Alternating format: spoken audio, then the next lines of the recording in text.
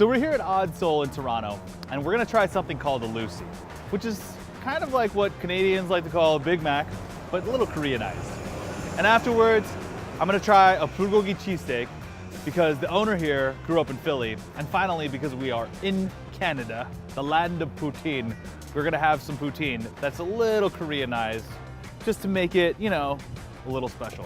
I'm gonna sit down with the owner, Lido. He's gonna tell me how he wanted to open a place that reflected who he is, and I'm gonna try the food. You grew up in Philly, and Philly's, you know, an all-American town. Yeah, for sure. And even though you're Canadian by birth, Yeah. like, you're American.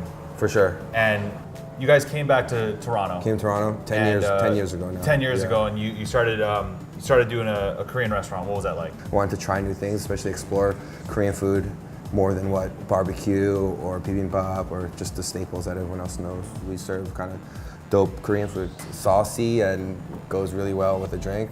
Yeah, because you got a bulgogi cheesesteak on the menu. Growing up in Philly, like a cheesesteak is the staple sandwich. We kind of soup it up by marinating our ribeye in like a sweet Korean style soy-based marinade. Kind of boost the flavor up a lot. The thing that I'm really excited about is the Lucy. Yeah, so we do like a loose chuck patty. We do 50% brisket short rib patty, stuffed with American cheese. We do a hollandaise sauce inside of that. That rather than like a lemon juice as the acid, we use the brine of our kimchi to kind of loosen up that hollandaise sauce. People call this a Big Mac. Yeah, people call it the Big Mac. I know. People love Big Macs. People love the Lucy. So a lot of people wouldn't think of there being like any kind of Korean influenced food in this setting, which kind of was our point.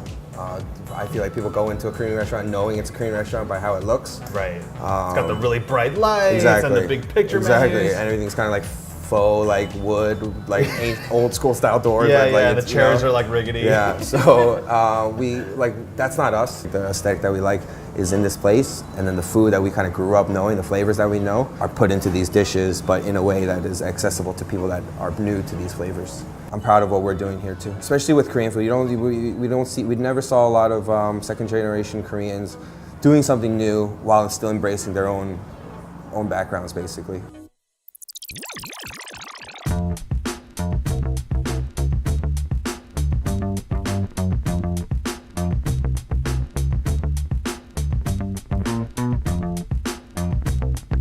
Like these like Chinatown plates.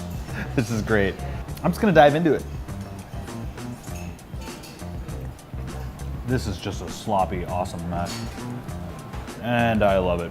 Kimchi, it's a little inappropriate in a good way. Cheese curds, cocktail. Oh, that's good. I think these squashes are really nice. They do a good job of emulating potato, right? Because they're crispy on the outside, but on the inside they're pillowy and they're soft, kind of dissipate.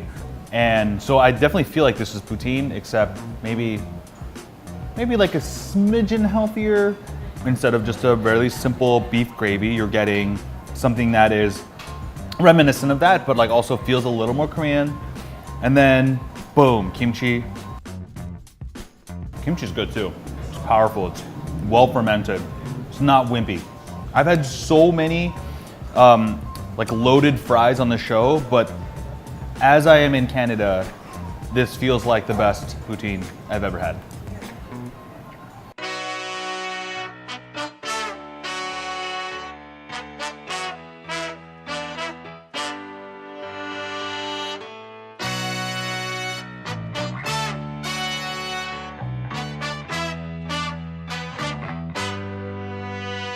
I'm really excited for this. I love cheesesteaks. This to me looks like a cheesesteak. It's just carbs, beef, and fat. It's the holy trinity. Philadelphia invented it, but I think we're gonna have a really, really nice version here in Toronto. I think this is the best cheesesteak I've ever had. Sorry, Philly. Bulgogi makes your cheesesteaks better. I've had that in Philly. I've had bulgogi cheesesteak in Philly, but this, it's not Cheese Whiz, but it is excellent. And the reason why is that the meat is incredibly tender, it's incredibly rich, it's super beefy, and each little piece of meat is just coated with fatty cheese. I mean, they just become one. You know, it's like the best part of a cheesesteak is when both the meat and the cheese become unrecognizable. They've married. I think a lot of people would be really, really offended by that ketchup. But because I'm Korean, that's the way to do it. $5 Canadian, which is like, I don't know, like $4 US. That's insanely cheap. I think this is super affordable and it's delicious. It's really good quality. I can see how this place just gets like absolutely slammed because this bar food it's really addictive. It's super simple. I need some napkins.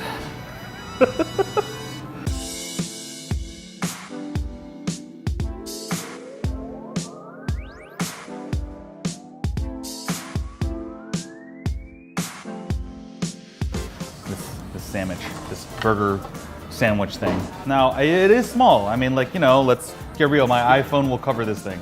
But it's just $5, $5 Canadian.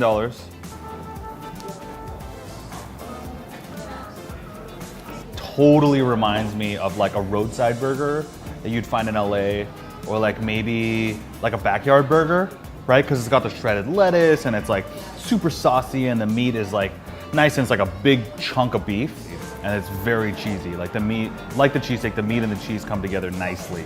The pieces of kimchi and the kimchi hollandaise, they keep it grounded. They remind you that this is a Korean who invented this thing. I can see how people might perceive this as a Big Mac. You got the sauce, you got the shredded lettuce, you got beef, you got cheese. It's a time-tested combination that McDonald's has put into the world and has helped us understand why these things are tasty together. And this one is like, I mean, this is better than a Big Mac, faux show. If I'm gonna come here, if I wanna just hang out with my buddies, have a couple of drinks, and just grub, this is the perfect place for bar food. Thanks so much for watching, and if you want to see more of K-Town in Toronto, click right here.